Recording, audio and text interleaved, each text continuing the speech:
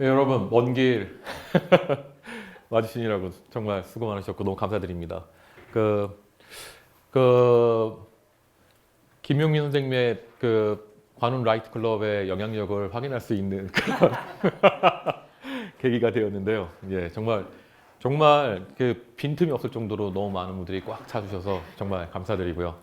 그리고 예, 오늘 오신 분들한테는 이제 뭐 본인들이 이제 선택하시던 그런 부분들이 있긴 하겠지만 어 그 우선 제가 여기서 이제 그 아무리 말씀을 드린다고 하더라도 뭐 자기가 아토피 완치시킨다는 사람 엄청나게 많잖아요. 많이들 보셨을 거고 책에도 많이 나왔을 텐데 근데 뭐 이 세상에 왜 아토피는 아직도 왜 그대로 있을까라는 생각을 되게 많이 하실 텐데 근데 저 같은 경우에는 이제 말만 하는 게 아니라 지금 여기 이제 유튜브 채널로 찍고 있는데 그 환자분들 한 5분 정도 해서 본인이 이제 이름이랑 얼굴이랑 이렇게 노출되는 거 상관없다고 하시고 그 다음에 저기 뭐죠 그 진단서 끊어 오셔가지고 사람들한테 좀 이렇게 이름이나 뭐 주민번호 이런 거 말고 그냥 진짜 현재 지금까지 아프고 있다 이런 것들 보여주시고 하시는 분들에 대해서는 한 5분 정도 저희가 무료로 치료를 해드리고 그 다음에 치료되는 과정만 일주일에 한 번씩 저희 그 유튜브 관리해 주시는 사무실로 나 이렇게 지금 일주일 됐는데 뭐 그대로야 뭐 어느 정도 치료됐는데 뭐 고박사랑 이런저런 얘기를 하니까 이렇게 하라 그래서 이런 과정이 있었어. 저녁 때 무척 가려웠는데 좀 나아진 것 같아. 뭐 하여튼 모든 상관없는 그런 내용들을 보내주시면 이제 이쪽에서 편집해 갖고 일주일에 한 번씩 5분 내용을 이제 다 이렇게 올려드리는 방식으로 갈 텐데요. 하여튼 그런 거에만 동의를 해주시면 저희가 무료로 치료를 해드리는 걸로 해서 많은 분들한테 보여드리려고 하고 있습니다. 그러니까 이게 이제 진단서나 이런 부분들이 개인적인 부분들을 건드리고 싶은 게 아니라 요즘 아시다시피 하도 가짜들이 많으니까요. 뭐 스텔스인가 아니야? 아는 사람 아니야? 뭐 이럴 수 있기 때문에 그래서 하는 거니까요. 그리고 예, 우선은 제 전반적인 얘기를 쭉 먼저 아토피에 대한 말씀을 좀 드리고요. 그리고 이제 뭐 질문이나 이런 부분들을 통해서 얘기를 계속 하겠습니다. 그 지금 이제 솔직히 말씀드려서 4분 오셨는데 총 이제 부모님까지 하셔서 5분 오셨는데 이게 너무 좋은 게 진짜로 제가 환자들이랑 얘기할 때 그 느낌으로 얘기하면 될 것 같아서 너무 좋습니다. 그리고 참 여기 이제 오신 분 중에 건선 말씀을 하셨는데 아토피랑 건선이랑 그 거의 대부분 같이 가지고 계신 분들이 되게 많아요. 그러니까 뭐 저녁 때 뭐 진물 나고 하게 되면 아토피고 뭐 이런 식으로 하는데 그런 것들이 큰 의미가 없습니다. 그래서 그 말씀드리고 그 다음에 아까 이제 기관지 나쁘다는 말씀도 해주셨는데 기관지나 호흡 쪽에 피부 쪽에 문제가 생기면 호흡 쪽에 문제가 생깁니다. 그래서 그 뭐 같은 팀이라고 하는데 천식, 아토피 뭐 이런 것들 같이 가는 이유가 예, 이따가 이제 차례차례 설명을 해드리겠습니다. 자 우선 자 이제 이게 어디서부터 시작됐는지 한번 말씀드려보면 1990년대에 우리 그 한의사분이 중국에 아토피를 연구하러 한번 가셨었어요. 가셨는데 이제 그분 책에 써 있는 내용인데 우리나라에도 아토피가 이렇게 많은데 중국은 인구도 많은데 얼마나 많을까 해서 가셨는데 아토피 환자가 한 명도 없는 거예요. 아토피 환자가 없었는데 1990년 중반부터 정말 이렇게 올라가는 거예요. 그래서 너무너무 깜짝 놀란 그런 내용이 그 책에 나오는데 네, 근데 뭐 또 치료는 여러 가지 뭐 얘기 나오고 자 여기 치료를 양방병원에서 받으시는 분들도 있고 그 다음에 한방병원 가보셨던 분들도 있고 막 그럴 텐데 아주 막 복잡한 내용 아마 여기서 그래서 왜 그런 증상이 나타나고 어떻게 치료하면 된다고 합니까? 라고 물어보면은 다들 모르겠는데 한참 뭐라고 얘기하긴 하는데 라고 이제 말씀하실 거예요. 우선은 많이들 아시겠지만 염증입니다. 염증이죠. 가려우니까 빨갛고 가려우니까 예, 염증인데 그 염증을 양의학에서는 아시다시피 자 여기 문제가 생겼어. 그리고 긁던가 상처가 났어. 그럼 염증 반응이 일어나게 되는데 그러면 뭐 지방세포가 깨지면서 뭐 히스타민이 나와. 그러면 히스타민이 그 세포 사이나 아니면 혈관 사이에 기를 내줘요. 빨리. 그러니까 그걸 빨리 분열시키고 막 그러니까 염증이 더 심해지는 거죠. 그 다음에 플로스타글란딘 여기 여성분들도 계시는데 생리통을 일으키는 주요 원인이거든요. 플라스타글란딘 1형, 뭐 2형 이렇게 나뉘는데 2형이 이제 염증을 일으키고 그렇게 나뉘고 그러면 이제 거기서 난리가 났으니까 이거 빨리 문제를 해결하기 위해서 막 몸 전체에 있는 면역 세포들을 모으는 그런 물질들이 또 만들어지고 예, 그러면서 이제 막 난리가 나고 막 염증 반응이 일어나는 겁니다. 그러니까 양의학에서 보기에는 당연한 얘기지만, 그래. 그 염증 반응이 일어나서 이런 어려운 반응들이 쭉 있으니까, 그러니까 이런 반응들 중간에 없애주면은 없어지는 거 아니야? 라고 생각하게 된 거죠. 그래서 다들 아시겠지만 항히스타민제가 초기에 염증 반응이 일어나는 그 히스타민을 억제해주는 게 항히스타민제입니다. 그래서 맨 초기에 가장 먼저 가려웠다고 했을 때 의사분들이 처방해주는 게 이제 항히스타민 계열인데요.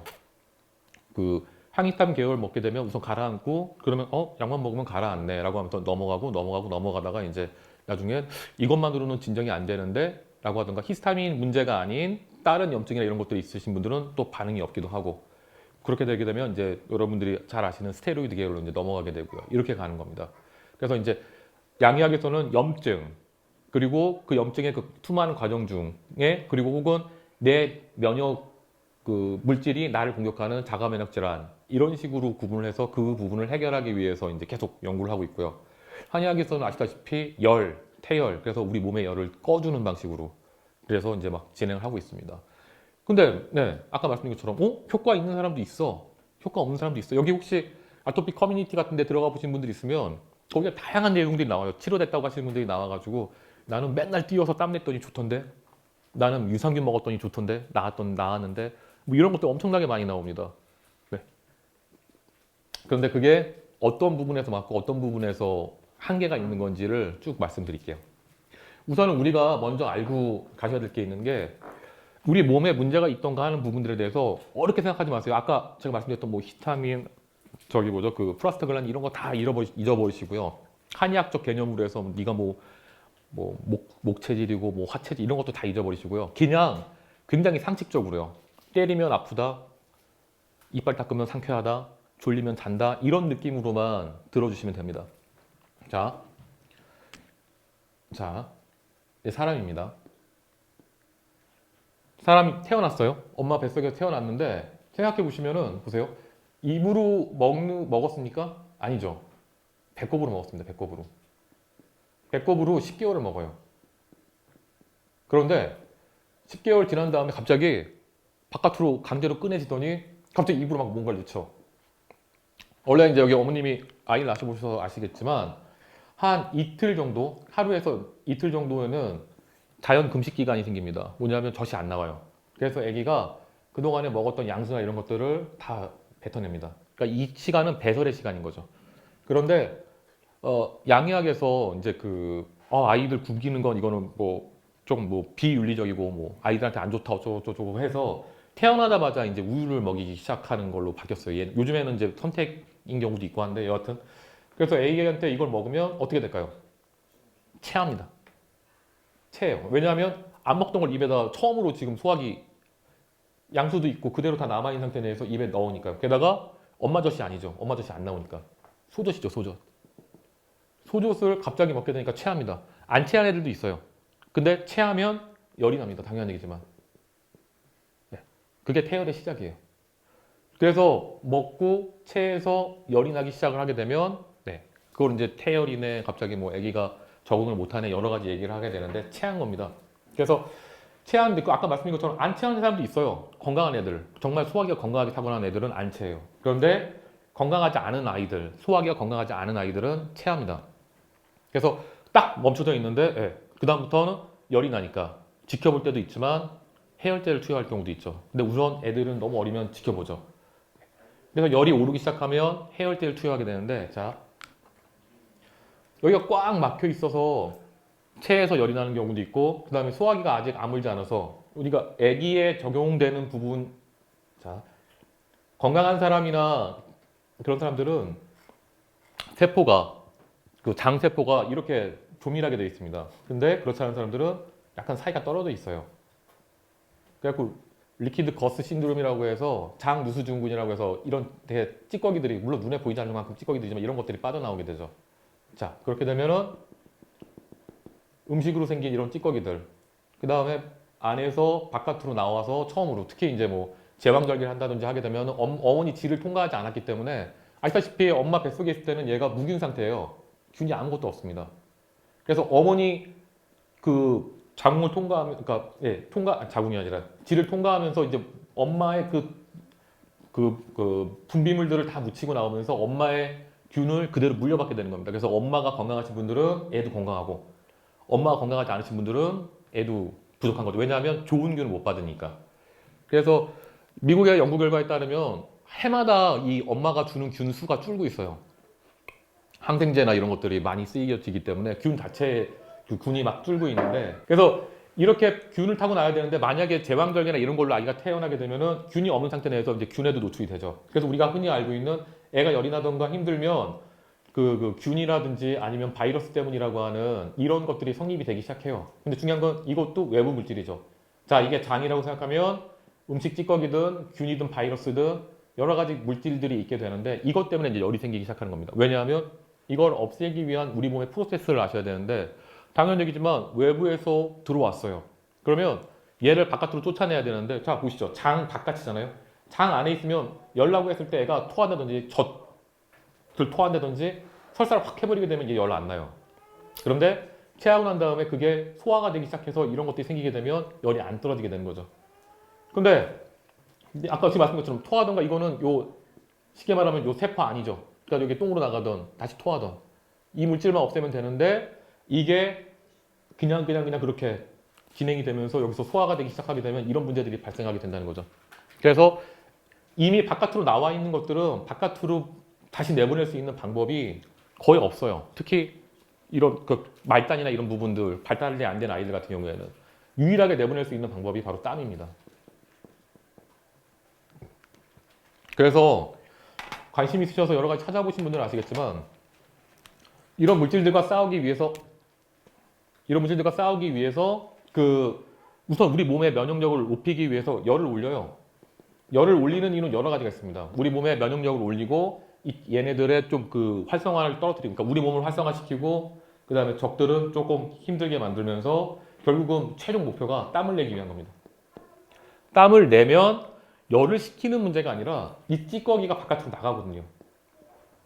이거를 만들기 위해서 완성이 되는 거죠. 자, 몸 안에 뭔가 문제가 있다, 찌꺼기가 있다. 결국은 수많은 면역 반응이 일어나요. 대식세포 가서 죽이기도 하고, 뭐 우리 T세포, B세포 뭐 이런 것들이 막 움직이면서 얘네들이 막 움직이기 시작하는데, 물론 요때 일반적인 말씀을 드리는 거예요. 아직 이때는 그런 것도 발달될 때가 아니라서. 그러니까 그런 일반적인 과정들을 거쳐가지고 최종적으로는 열을 올려서 땀을 내게 하는 방식으로 해서 요 한 사이클이 끝납니다.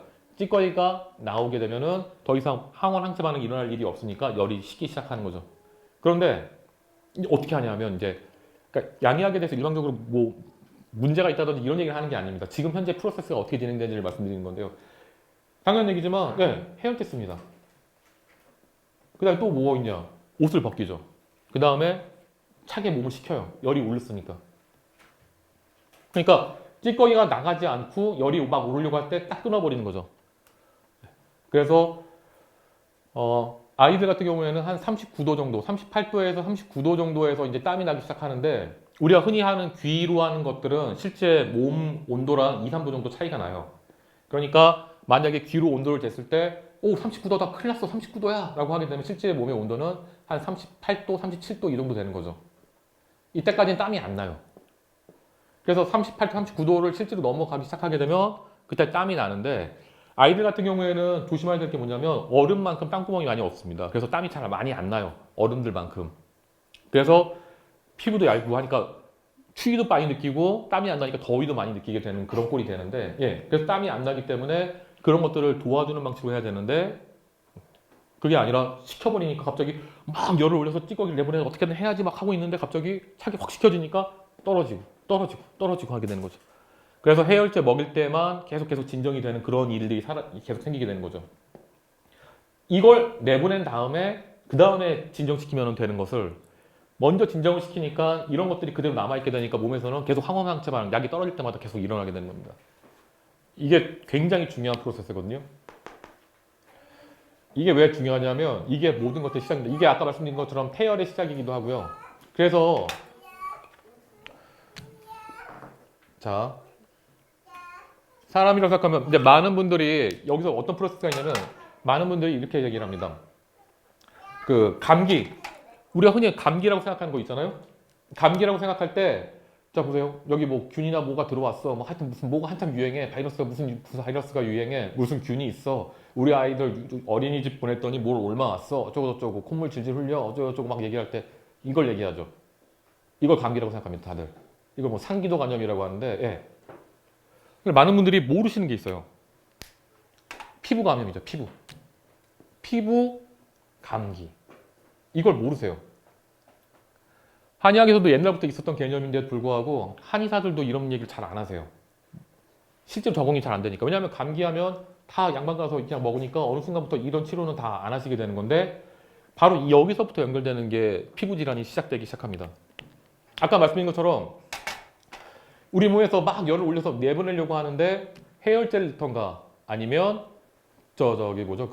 피부를 식힌다던가 아니면 아예 아까 말씀드린 것처럼 내보낼 수 있는 힘이라든지 이런 것들이 없게 되면 피부가 자기 역할을 못하게 됩니다.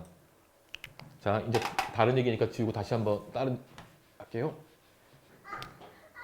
자, 이렇게 되면은 지금 말씀드린 것처럼 어떤 문제나 찌꺼기나 이런 것들이 있게 됐을 때 이 바깥으로 나가야 되는데 그게 안 되는 상황. 그러니까 쉽게 말하면 피부에 감기가 걸리는 상황. 자, 이걸 어떻게 설명할 수 있냐면요. 사람 몸을 집이라고 표현하게 된다면 땅구멍은 창문입니다. 자, 추우면 열고, 추우면 닫고, 더우면 열고 이걸 해야 되는데 추운 날 갑자기 문을 확 닫은 다음에 한 번도 안 여니까 이게 완전 녹슬하고 꽉 붙어있는 꼴. 그게 바로 피부에서 일어나는 작용인 거죠. 그래갖고 다 피부가 막혀있기 때문에 땀이나 이런 것들로 바깥으로 배출을 못하게 되는 거죠. 자, 그래서 어떤 일이 생기게 되냐면 체했다든지 아니면 아까 그 균이나 여러 가지 문제 때문에 항원 항체 반응이 일어나기만 하면 이 열이 바깥쪽으로 빠져나가야 되는데 빠져나가지 못하는 거죠. 그러면 전체적으로 빨갛게 달아오르는 전체적으로 피부가 빨갛게 달아오르는 식으로 문제가 생기게 되는데 이게 바로 내부 열 때문에 생기는 감기인 거죠. 죄송합니다. 내부 열 때문에 생기는 그 화상인 거죠, 화상. 이런 증상 갖고 계신 분들 잘 생각해 보시면 실제 그 태양으로 생기는 화상이랑 되게 비슷한 느낌 안 드셨나요? 내부 열 때문에 생긴 화상입니다. 열이 바깥으로 못 빠져나가니까. 창문을 열고 빠져나가야 되는데 못 빠져나가는 거죠. 혹시 아실지 모르겠지만 우리 몸의 70% 정도가 화상 걸리면 죽습니다. 그냥 죽는 게 아니라 호흡 때문에 죽어요. 숨을 못 쉬어서. 피부 호흡이라는 게 있는데 그게 안 되면 호흡 때문에 죽습니다. 70% 정도 살았으면. 그러니까 계속 호흡기를 끼고 있어야 돼요. 인공호흡 장치를. 그렇지 않으면 죽습니다. 그러니까 피부가 숨을 쉴 정도로 공기나 이런 부분이 왔다 갔다 하게 되는데 이게 막혀 있게 되면은 열이 바깥쪽으로 빠져나가지 못하기 때문에 전체적으로 화상이 걸리는 거죠. 그 다음에 자, 그러면 이 상태 내에서 우선 가려움이 생기는 원인을 크게 세 가지로 한번 말씀드리자면 자, 첫 번째로는 피부의 감기입니다. 지금 말씀드린 것처럼요. 피부에 감기 걸리는 거. 그래서 피부가 막혀 있는 거예요. 자, 두 번째로는 피부 민감성입니다. 피부 민감성은 소화기의 민감성이기도 합니다. 자, 우리 몸을 여기 입에서부터 여기 입이라고 생각하시고요. 그 다음에 이게 이제 항문이라고 생각해 보십시오. 이거를 이제 빨대라고 생각하시게 되면 이게 바깥쪽 피부죠. 이게 바깥쪽 피부고 이게 안쪽 피부죠. 빨대 재질이 바깥쪽 다르고 안쪽 다릅니까? 똑같죠. 우리도 마찬가지예요. 이 안쪽 피부가 소화기 쪽인 거고 이 바깥쪽 피부가 바깥 피부인 거죠. 그래서 안쪽 피부가 민감하면 바깥쪽 피부도 같이 민감하고 바깥쪽 피부가 민감한 것처럼 보이면 안쪽 피부도 굉장히 민감한 겁니다. 그러니까 내가 뭘 먹고 난리가 났다는 얘기는 소화기 안쪽도 난리가 났다는 내용입니다. 그래서 우리가 음식 같은 것들을 먹고 너무 가려워 라고 하게 되면은 지금 말씀드린 것처럼 소화하기 대단히 힘든 음식이기 때문에 그걸 소화하기 위해서 열을 많이 낸다든지 해서 그 열이 빠져나가지 못해서 가려운 경우가 있고 또 하나는 이 음식이 자극을 주기 때문에 같이 자극을 받는 경우도 있다는 거죠. 예를 들어서 매운 거는 아시다시피 맛이 아니라 통증입니다. 통증. 그러니까 아픈 거예요. 혀만 알싸한 게 아니라 이 모든 내장이 다 맛은 못 느끼지만 통증을 계속 느끼는 거죠. 입으로 들어간 다음에 항문까지 나오는데 2시간에서 6시간 정도 걸리는데 그때까지 계속 모든 내장을 긁으면서 가는 거죠. 쭉 긁으면서. 그렇게 되면 그 자극 때문에 난리가 나고 여기서 생기는 열 같은 것들 때문에 못 빠져나가니까 또 난리가 납니다. 그러니까 복합적이라는 겁니다. 피부 질환이나 이런 것들을 단순하게 생각하시는 분들이 되게 많은데 되게 복합 질환입니다. 지금 그러니까 피부 질환까지 갔으면 가기 전에는 여러 가지 한 군데만 문제가 예를 들어서 소화기가 너무 좋아서 음식 같은 거 잘못 먹으면 설사라든지 토한다라고만 해도 이런 문제가 안 생기고 피부가 살아있기만 해도 문제가 생겼을 때 그냥 바로 땀 내고 끝났어라고 하면 끝나는 부분인데 이게 복합적으로 다 망가져 있기 때문에 생기는 게 피부병이기 때문에 다시 치료를 할 때는 복합적으로 생각을 해야 된다는 거죠. 자, 이것까지 말씀드리고 세 번째로는 바로 찌꺼기입니다. 아까 잠깐 처음에 말씀드렸던 장누수증후군에 의한 찌꺼기입니다. 찌꺼기. 우리 몸속에 찌꺼기 아까 그게 장누수증후군 때문에 더 심해지는데 균 때문일 수도 있습니다. 하지만 균에 우리가 늘 노출되어 있는 건 아니니까 어떤 찌꺼기가 생기게 됐을 때 이게 바깥쪽으로 빠져나가야 되는데 못 빠져나가던가 아니면 이게 빠져나갔을 때 예를 들어서 땅구멍이 이만큼 다 열려 있으면 전체적으로 나올 텐데 그게 아니라 몇 군데만 열려 있게 되면 그걸 통해서 찌꺼기들이 빠져나오게 되는데 그 땅구멍을 통해서 빠져나온 것 때문에 아까 말씀드린 것처럼 자극받아 가지고 요 부위만 마치 모기 물린 것처럼 볼록볼록 튀어나오는 거죠. 그래서 생긴 겁니다. 그래서 이 세 가지가 가장 큰 원인이기 때문에 치료 방법은 되게 간단합니다. 피부 감기, 피부를 열어주면 됩니다. 피부가 숨을 쉴 수 있게. 여지껏은 오히려 피부를 억압하는 방식으로. 병원 가시면 아시겠지만 병원에서 목욕하지 말라고 하잖아요. 목욕탕 가지 말고 뭐 하고. 왜냐하면 목욕탕 가서 열이 생겼을 때 피부가 다 막혀있기 때문에 더 가렵기 때문에 그래요.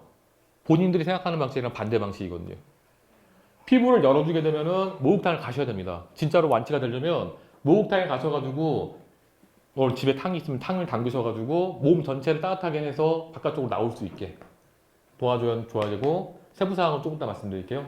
그 다음에 피부 민감이 소화기 민감이라고 했는데 피부 민감 정도는 예를 들어서 야 여기 공기 정말 더럽다라고 하는 곳에 있는 경우는 거의 없기 때문에 소화기 민감도가 결국 이 피부 민감도랑 연관이 되기 때문에 음식이요.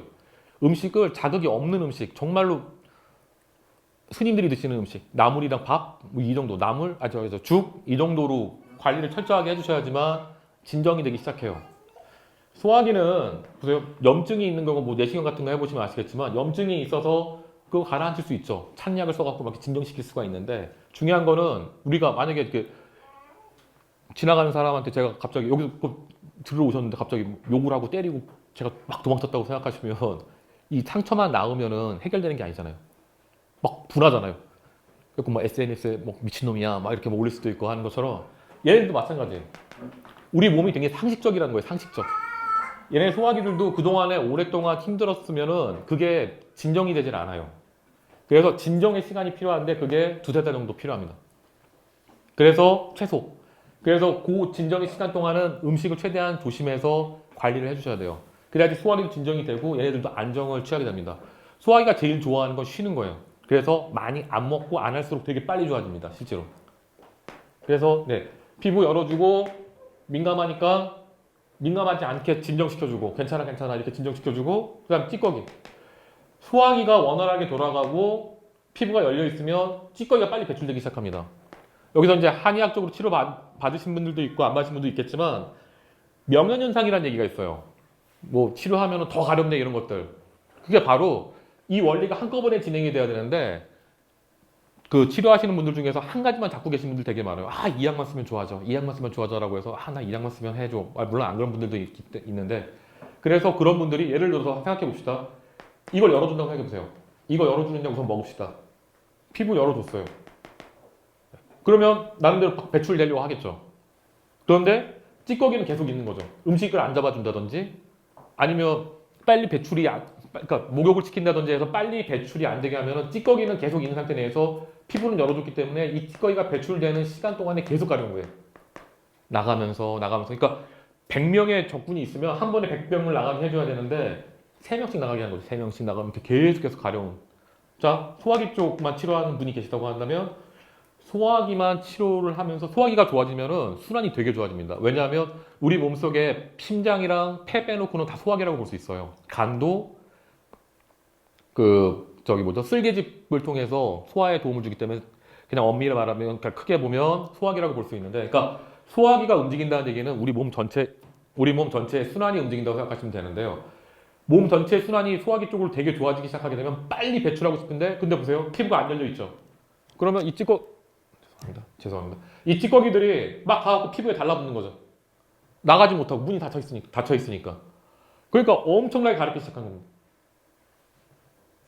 예. 그 다음에 예, 말씀드린 것처럼 찌꺼기는 계속 상존해 있고, 그러니까 소화기가 안정이 돼서 아까 말씀드렸던 장, 누수 증후군이나 이런 부분들에 대해서 더 이상 찌꺼기가 빠져나오지 않게 하지 않으면 찌꺼기는 계속 음식 같은 거 관리 안 하고 막 그렇게 하게 되면 찌꺼기는 계속 나오면서 배출은 빨리 시키면서 피부를 열어놓으니까 계속 나가는 거죠. 계속 나오고. 그리고 소화기가 진정이 안 되고 치료가 안 된 상태 내에서 음식 관리를 못 하게 되면 계속 가렵게 됩니다. 그러니까 이 계속 가려 과정들을 특별하게 잘 모르겠으니까 다 그냥 통틀어서 명현현상. 아까 말씀드린 것처럼 이게 열려 있기 때문에 음식 관리 잘하세요라고 하면서 그냥 하게 되면 명현현상 뭐 보름에서 한 달 정도 고생하시면 이제 그 다음부터 좋아집니다라고 얘기하거든요. 네. 더 빨리 될 수도 있어요. 그런데 어떤 약은 아토피를 치료해라고 생각하는 그런 단순한 생각, 그러니까 근본적으로 어떻게 되지가 아니라 어떤 약은 어떤 병을 치료해라고 하는 단순한 생각을 하게 되면 예, 기다리는 수밖에 없게 되는 거죠. 더 빨리 할 수 있을까라기보다는 결국 이거 계속 먹으면 치료가 돼. 그래서 예, 많은 한약으로 치료하시는 많은 분들 중에서 그냥 계속 이거 한 1년간 계속 드시면 치료가 돼요. 이렇게 얘기하시는 분들도 실제로 있습니다. 아니에요. 그래서 이게 같이 가지 않으면 환자분 고생이 되게 심합니다. 네. 그래서 이제 잠깐만요. 여러분들한테 이제 질문을 받으면서 하는 게 훨씬 더 그 필요성에 의한 얘기들 같은 걸 하게 되면 훨씬 더 좋기 때문에 우선은 이제 대략적으로 어떻게 치료하는지를 말씀드리고 그 다음에 이제 질문을 받으면서 하겠습니다. 자, 제가 이제 그 선전에도 말씀드렸지만 약국약 같은 걸로도 치료가 가능하다고 제가 이제 써놨는데 실제로 그렇습니다. 그래서 이 피부를 열어주는 약 중에 이 피부를 열어줘서 배출할 수 있게 해주는 그런 약 중에 정말 괜찮은 약들. 그러니까 지금 약국에 한방제제나 이런 것들을 파는 것들이 몇 개가 있는데 정말 효과 없던가 필요 없는 것들은 거의 다 없어졌어요. 그냥 몇 개만 남아있는데 그 몇 개들이 정말 좋은 약들만 남아있습니다. 그래서 충분히 약국의 약만으로도 가능한데요. 자, 우선 피부를 열어주는 약. 1번 피부를 열어주는 약으로는 피부가 심하게 안 좋을 때 혹은 그 나이가 너무 적던가 아니면은 나이가 너무 많아서 기운이 없던가 하지 않으면 갈근탕이 좋습니다. 갈근탕 약국에 팝니다. 갈근탕이라고 하는 약은 왜 좋으냐면 여기 이제 마왕이라고 하는 약이 들어가 있는데 들어보신 분들도 있긴 할 텐데 에페드린이라고 하는 성분이 있어서 다이어트 할 때 많이 쓰는데요. 그래서 되게 뭐 독하고 강한 약이라고 하게 돼 있는데 실제로 피부 쪽으로 해서 문제가 있어서 강한 약이 필요한 분들한테는 최고의 약입니다. 이거 아니면 피부가 안 열리는 분들 되게 많아요. 오랫동안 안 좋았기 때문에. 근데 이제 어린 아이들이나 이런 애들 뭐 예를 들어서 5살 이하 뭐 그런 아이들 같은 경우에는 이런 약을 쓸 필요는 없어요. 아니면 쓰더라도 소량만 써도 됩니다. 그런데 약국에 나오는 갈근탕이나 이런 것들은 과립제로 만들기 때문에 굉장히 순해요. 약을 자체를 그러니까 500원으로 팔려면 약을 많이 넣을 수가 없습니다. 그렇기 때문에 되게 순하기 때문에 애들한테 먹여도 그렇게 큰 문제가 부작용은 없는데 물로 된 거 빼놓고요. 물로 된 거는 위험할 수 있고요. 가루로 된 것들은 굉장히 순합니다. 그런데 그럼 일반적으로 나이가 좀 너무 어리다던가 그 다음에 연세가 좀 많으시던가 하는 분들한테는 페독산이라는 약이 있습니다. 제가 얘기하는 것들은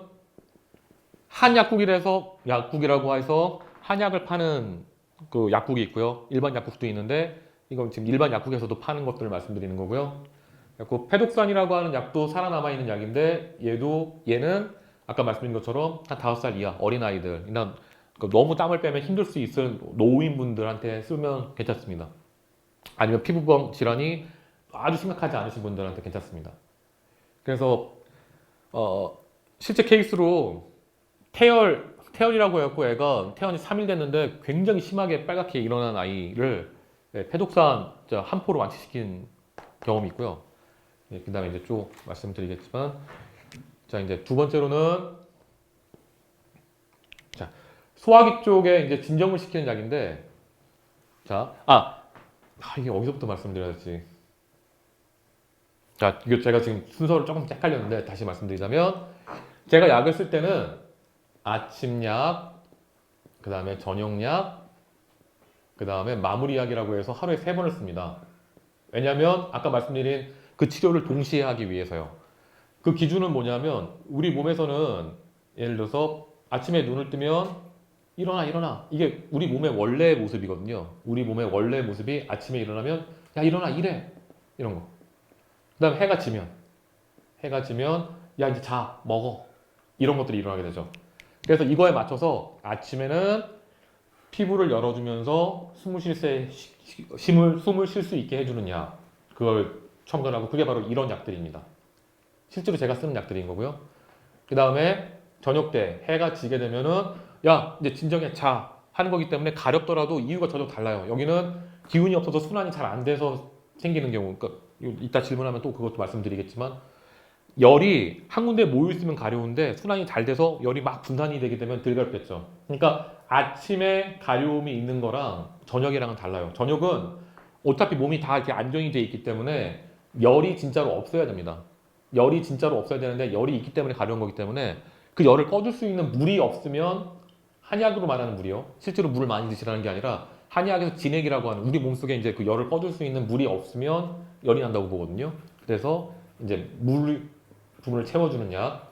그 다음에 이제 자기 전에는 몸 전체를 순환시켜주고 안정화시켜주는 그런 약을 쓰는데요. 이게 이제 쓰는 것들은 아침에 쓰는 약인 거고요. 두 번째로는 자 저녁 때 안정을 시켜주면서 그 치료를 해주는 그런 약을 써야 되는데 우선은 보십시오. 아까 말씀드린 것처럼 바깥쪽 피부가 난리가 났다는 얘기는 안쪽 피부도 난리가 난 거라고 말씀드렸죠. 바깥쪽 피부가 난리가 났어요. 그러면 안쪽 피부도 난리가 났어요.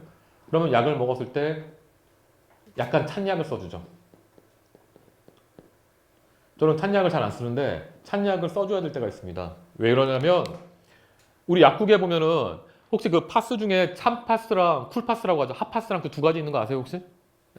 근데 언제 쓰는지 잘 거의 대부분 모르세요. 그거 그냥 그 성향에 따라서 그냥 난 찬 거 좋아 그러면 찬 거 붙이고 따뜻한 거 좋아하면 따뜻한 거 붙이고라고 생각하시는 분들 되게 많은데 그런 게 아니라 초기에 염증이 막 있어서 예를 들어 막 삐었어요. 지금 삐자마자 막 염증 막 퉁퉁 부어오르면서 너무 아파 라고 하게 되면 지금 염증이 막 시작되고 있는 거거든요.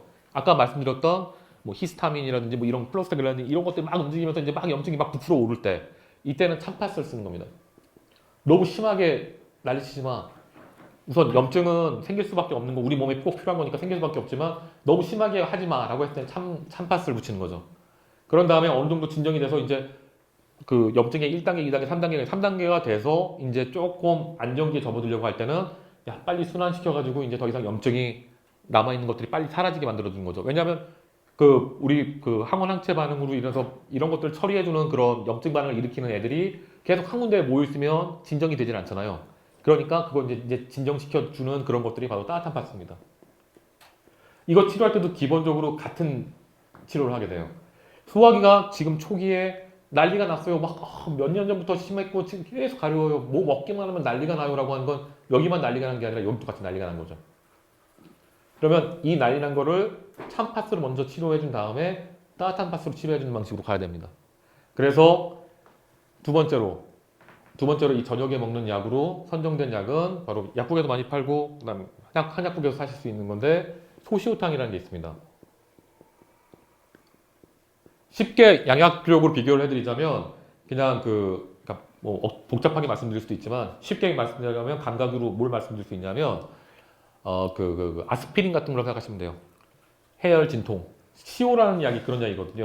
더 복잡하게 한약적으로 설명해 드릴 수도 있지만 그냥 간단하게 생각하시면 그렇다고 해서 뭐 저 아스피린이랑 뭐 그런 거 아스피린이랑 똑같은 약인가요? 이런 게 아니라 그냥 그런 느낌이라고 생각하시면 됩니다. 그래서 염증을 삭혀주고 하는 것 중에 소시오탕이 좋은데 그런데 이제 이거는 직접적으로 좀 식혀주는 그런 약인 거고 그 다음에 은근하게 식혀주는 약들이 있는데 그게 바로 사물탕이란 약이 있고 그 다음에 육미지황탕이라는 약이 있습니다.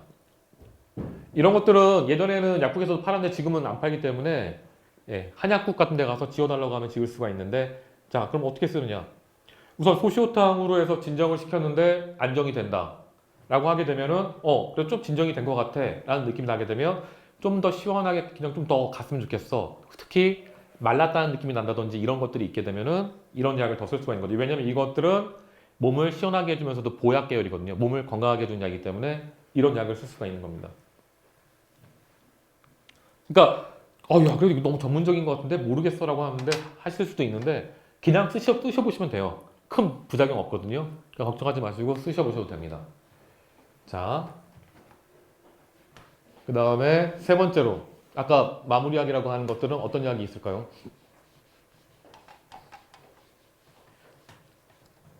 마무리약이라고 쓸 부분에 있어서는 만약에 꼭 쓰게 된다면 활명수 같은 게 있습니다. 활명수도 있고 뭐 베네치오 뭐 이런 것들이 있는데 활명수나 뭐 베네치오나 뭐 위청수나 이런 것들이 다 이 마무리약으로 쓸 수는 있긴 한데 사실 너무 약하고 좀 떨어져요. 그래서 정 없으면 이거 그러니까 혹은 약하던가 그러니까 증상이 약하던가 정 없으면 이런 것들 자주 드셔도 좋은데 실질적으로 전문적인 약으로는 그 평이산이라는 약이 있습니다. 이것도 제가 말씀드린 것처럼 한약국에 가서 직접 지으셔도 되고요. 아니면 네, 과립제로도 구매가 가능하거든요. 그러니까 일반 약국에서는 거의 안 갖다 오실 거고 네, 한의원이나 아니면 한약국 가셔서 평이산 달라고 하시면 과립제로 달라고 하시면 저렴한 가격에 살 수도 있습니다.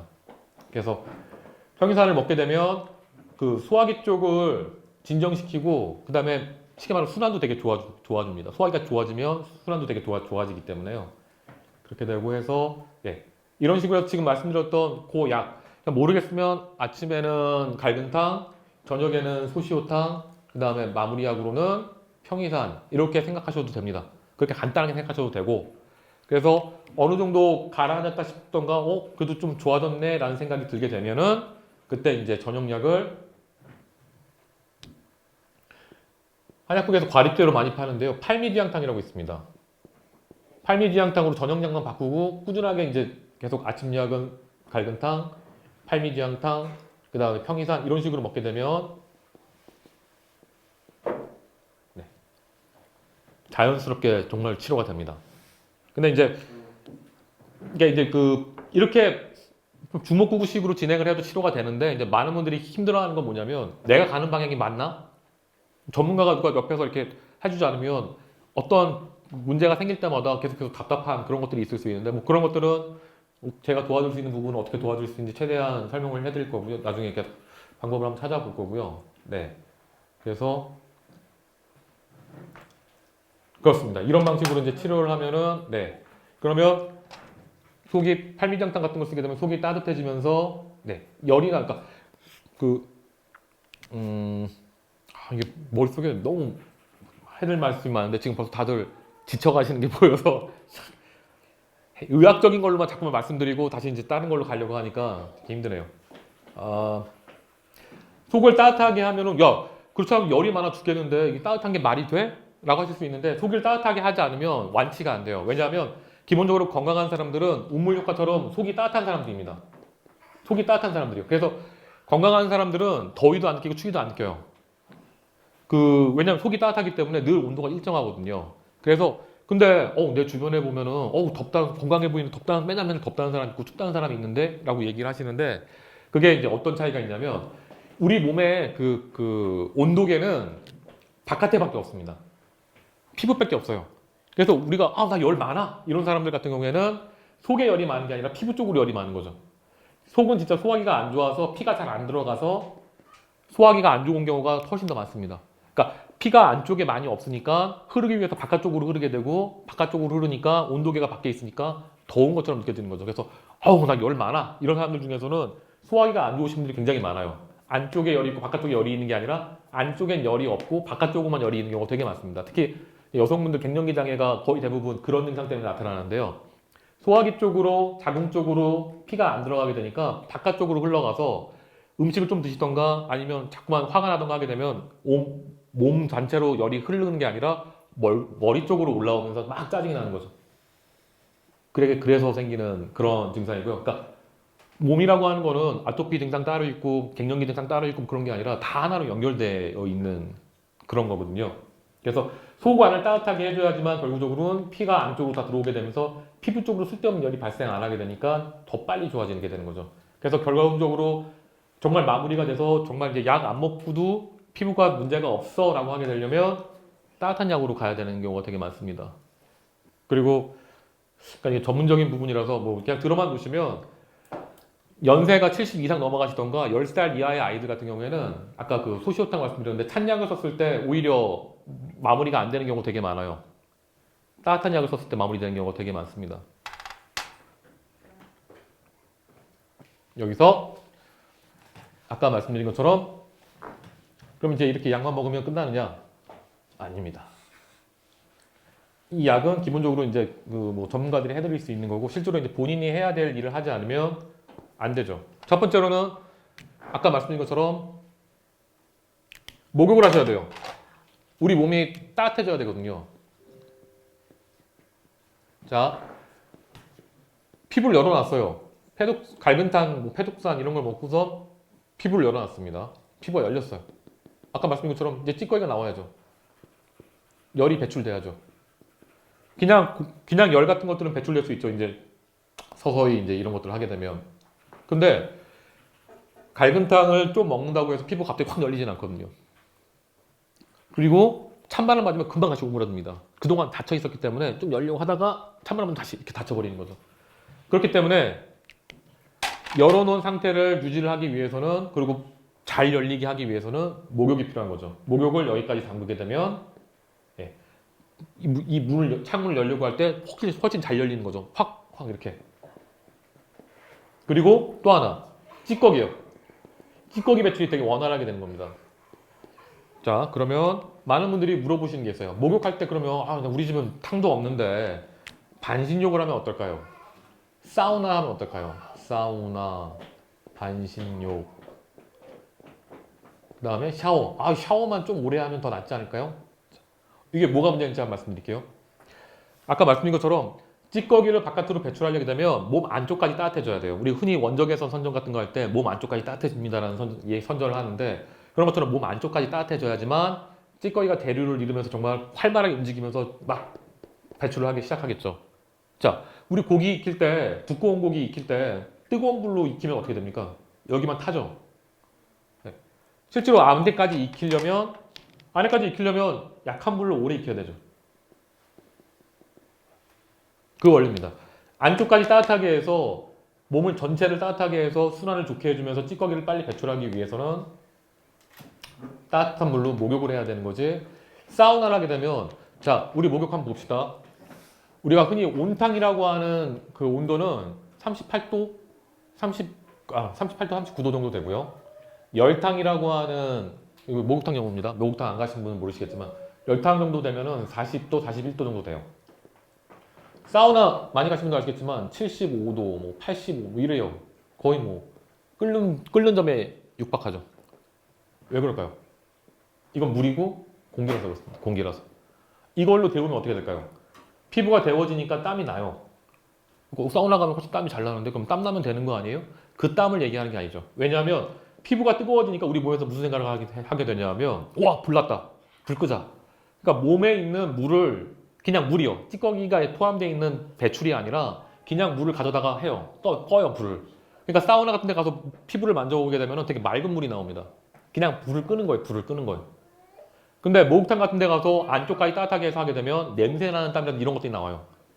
찌꺼기를 배출하는 그런 겁니다. 그 차이가 있는 거죠. 반신욕. 요만큼 담그고 있을 때 피부가 약간 건강한 사람이 상관없죠. 순환만 되면 되니까. 이거 순환시키기 위한 방법이에요. 다 담그긴 싫어. 여기만 담글래. 이런 거지. 그래서 여기를 담그고 있을 동안에 여기는 감기 걸려요. 왜냐하면 공기 중으로도 왜냐면 추위를 금방 느껴요. 피부가 안 좋은 사람들은. 하나 더 말씀드리자면 소화기 아까 말씀드렸는데 아까 그 빨대 말씀드렸는데 안쪽 피부랑 바깥쪽 피부랑 똑같기 때문에 피부가 두껍고 건강한 사람들은 소화기도 굉장히 건강합니다. 피부 얇고 투명한 사람들은 소화기도 되게 약해요. 많은 분들이 아토피를 유전 아니냐고 하는데 유전 아닙니다. 아토피 자체는 유전되지 않습니다. 근데 뭐가 유전이 되느냐? 소화기 같은 것들이 이제 유전이 되는 거죠. 이제 소화가 잘 안 된다든지 열이 떨어진다든지 아니면 난방계인데 더운 데 있다든지, 아니 그러니까 추운 데 있다든지, 근데 북반구인데 더운 데 있다든지, 뭐 이런 것들을 하게 되면은 자기가 원래 타고난 방식이랑 다르기 때문에 이제 병이 생기는데 그런 것들은 물려줄 수가 있지만 아토피 자체는 당연한 얘기지만 유전 아닙니다. 그래서 네, 피부가 소화기랑 똑같기 때문에 어떤 게 문제냐에 따라서 같이 문제가 생기는 거죠. 피부가 지금 심각한 아토피라든지 여러 가지 피부 질환에 시달리고 있는데 여기는 건강할 것 같진 않으시죠? 여기에서 따뜻해져 갖고 이제 꾸역꾸역 열이 이렇게 순환이 되게 될 때 여기가 순환이 이렇게 쫙 되면서 피부가 쫙 열릴 때 공기 중에 노출돼 있으니까 추워요. 목욕탕에 가면은 그나마 공기가 따뜻한데 집에서 하게 되면은 공기 차가워요. 그러니까 그래서 샤워는 그냥 찬물 그냥 따뜻한 물로 샤워가 도움이 되는 때는 국지적인 그 피부병이 있을 때 도움이 됩니다. 예를 들어서 요 한쪽 부위, 예를 들어서 엉덩이 이쪽만 되게 가려워요. 이러시면 왜냐면 이게 피가 잘 안 통하는 부위, 여기 접히는 부위, 찌꺼기들이 있는데 땀구멍, 여기 이런 데 땀 줄줄 나는 경우는 많이 없기 때문에 그러니까 네. 그런 경우에 그쪽이 가려운 경우가 있는데 그럴 때는 샤워기로 해서 따뜻하게 하면 도움 많이 됩니다. 얼굴 쪽은 어떻게 하면 좋을까요? 얼굴 쪽이 빨간 분들 되게 많거든요. 이거 때문에 되게 스트레스 받는 분 되게 많아요. 맞지? 네.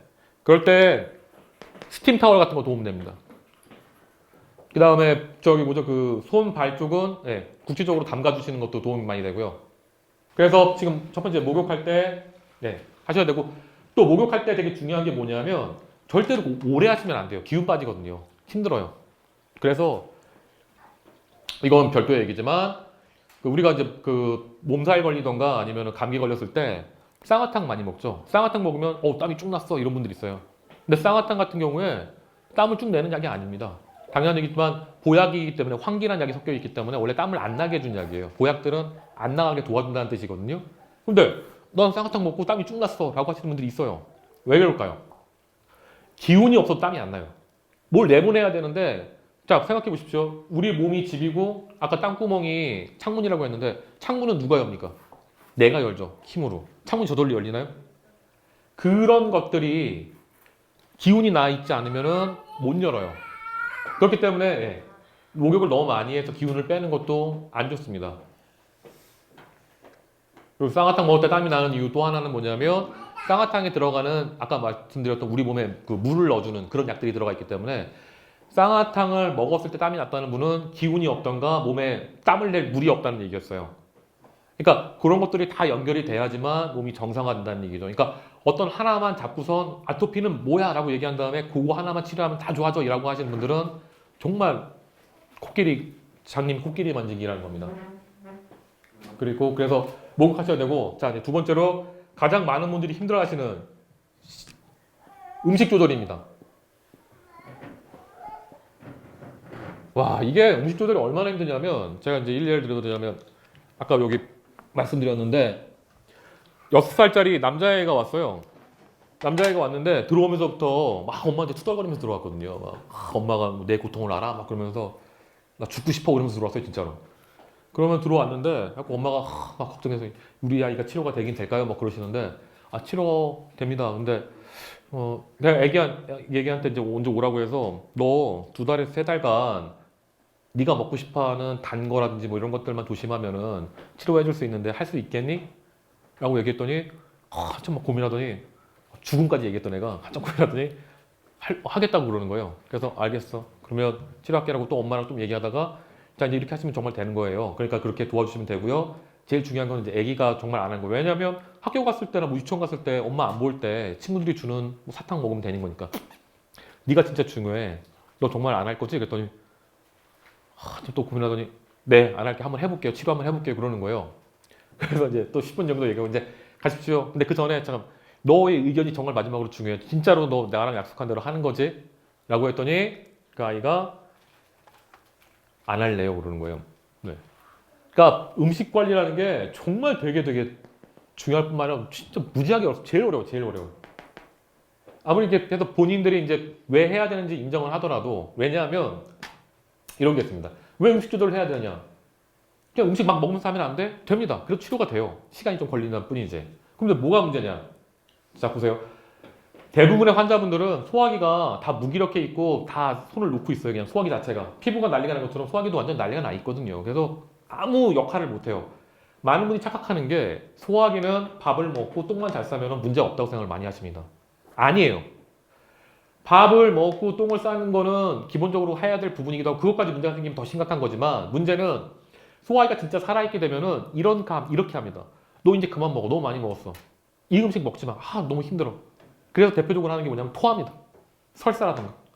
막 맵고 막 이런 거 먹었을 때 건강한 사람들은 토해, 설사를 해요. 건강하지 않은 사람들은 소화시키기 시작해. 아까 말씀드린 것처럼. 그러니까 나는 먹는데 지장 없어요 라고 많이 하시는 분들 중에서 소화기가 안 좋으신 분들이 되게 많습니다. 그러면 내가 소화기 안 좋은 걸 어떻게 알 수 있냐? 우선은 피부질환 있으면 소화기 안 좋은 건데 자가적으로 아실 수 있는 방법은 누워서 앉아있던가 서 있게 되면 갈비뼈가 이렇게 가리고 있기 때문에 누워서 한번 눌러보십시오. 배를. 그러면 아픕니다. 원래 건강한 사람들 안 아파요. 말랑말랑하기만 하고 아무리 세게 눌러도 안 아픈데 네. 여기 위에서부터 아래까지 한번 다 눌러보십시오. 근데 안 좋은 사람들은 아픕니다. 누르면 아파요. 부어있다는 얘기거든요. 네. 그런 사람들, 그런 분들한테 소화기 안 좋으신 것 같아요 라고 말씀드려봤자 아유 안 좋게 뭐가 좋아. 난 잘 먹고 잘 사는데 이렇게 말씀하세요. 네. 그렇기 때문에 문제가 된 겁니다. 뭘 먹든지 간에 다 받아줘요. 먹지 말아야 될 걸 먹어도 받아줘요. 그런데 아까 말씀드린 것처럼 평이산이라는 약이 대표적인데 평이산 같은 거 먹고 그 다음에 이제 이런 약들을 먹고 얘가 건강해지기 시작하게 되면은 거부 반응을 나타내요. 근데 얘가 입이 없죠. 입이 없으니까 거부 반응을 나타내는 방식이 뭐냐면 가스를 채웁니다. 그러니까 나이가 35세 이상부터는 노화가 시작되거든요. 선생님 35세 이상부터 방구 많이 나오시죠? 네네네. 왜 그러냐면 왜 35세 많은 분들이 착각하는 게 아저씨가 되면 방구가 많이 나온다고 생각하시는 분들이 있는데 아니에요. 우리도 젊을 때도 있었고. 그래서 이유가 뭐냐면 35세부터 노화가 시작되는데 열이 사라지는 거예요. 무슨 말이냐면 그때까지는 생식이나 성장에 관련돼 있기 때문에 굉장히 에너지를 성장이나 이런 쪽으로 해서 밀어주게 되는데 35세, 평균 35세부터는 열이 사라지고 더 이상 많이 먹지 말고 오래 일해라는 걸로 바뀌게 됩니다. 그래서 먹는 양을 줄여야 되는데 먹는 게 너무 요즘에 이제 좋다 보니까 계속 똑같은 양을 드시게 되는 거죠. 그러면 소화불량이 생기게 되는데 소화불량이 생겼을 때 소화기가 얘기할 수 있는 방식이 입이 없기 때문에 가스를 채우는 거예요. 가스가 그냥 차는 게 아니라 자기가 채워주는 겁니다. 얘기하는 거예요. 네가 너무 많이 먹었어. 혹은 네가 먹지 말아야 될 음식을 먹었어라고 얘기를 해주는 거예요. 그리고 가스가 차는 겁니다. 그래서 이런 가스가 차고 이런 부분들 있는데도 불구하고 나는 문제 없어 이렇게 생각하시게 되는 거죠. 조절을 시작해야 되는데 난 여지껏 이렇게 살아왔어. 괜찮아. 그래서 이거를 완전히 없애줘야 되는데 문제는 뭐냐? 먹을 게 없다는 거죠. 상식에서 완전히 벗어나는 내용입니다. 우리가 알고 있는 상식에서요. 어떤 음식이 좋은 음식일까요? 라는 부분에 대해서. 많은 분들이 특히 아토피 환자를 갖고 있는 아이들 엄마들이 가장 많이 생각하는 게 뭐냐면 우리 아이 정말 아프고 힘드니까 비타민도 많고 섬유질도 풍부한 과일을 많이 먹여야지. 좋을까요? 제가 물어보는 의도를 보면 아시겠지만 당연히 안 좋습니다. 되게 안 좋아요. 아토피에. 왜? 아까 말씀드렸죠. 소화기가 살아나야 되는데 소화기가 일을 안 하면 안 할수록 빨리 좋아집니다. 그러면 소화가 잘 되는 음식을 먹어갖고 일을 줄여줘야 돼요. 아니면 될 수 있으면 안 먹어갖고 하게 되고. 여담이긴 하지만 그래서 안 드셔갖고 얼굴이 마르던가 하게 되면 가장 큰 적들이 누구냐면 주변에 사람들이 그러다 죽어 얼굴이 뭐 어때 저째 막 이런 것들. 그리고 본인이 이렇게 한번 한 끼 굶고 난 다음에 이렇게 안 먹으면 죽는 거 아니야 이런 분들도 있어요. 그러니까 먹는 거에 대한 집착이나 이런 것들이 굉장히 심하신 분들이 되게 많은데 여하튼 소화가 최대한 잘 되는 음식을 먹어야 되는데 과일을 드시게 되면은 과일은 대표적인 찬 음식입니다. 자, 차다는 건 뭘까요? 소화할 때 에너지를 되게 많이 소비한다는 거예요. 차니까 내 몸 온도까지 끌어올려야 되는 거예요. 그러니까 찬 음식을 끌어올려야 되는데 우리가 좋아하는 과일 생각해 보시죠.